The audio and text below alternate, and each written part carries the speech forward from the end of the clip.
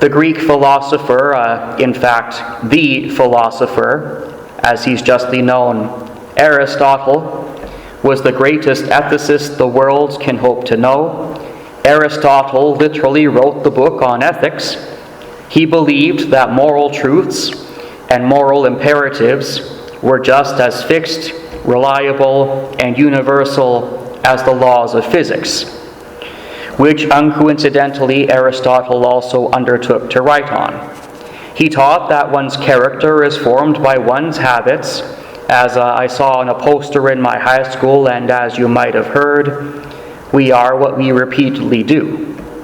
And that's true to a certain extent, if we're talking only about this created order, this world, which was the only world Aristotle happened to know about. Obviously, he was no Christian. Aristotle wrote on metaphysics, but sadly that object was beyond his arena of expertise. But the real tragedy would fall upon the Church of the Middle Ages.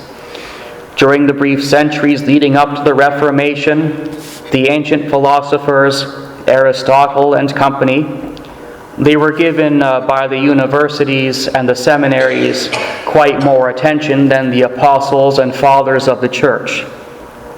It was commonly believed and apprehended, if not officially taught, that we could lift ourselves up by our own bootstraps and live a life that pleases God, at least in some measure apart from the Spirit of God.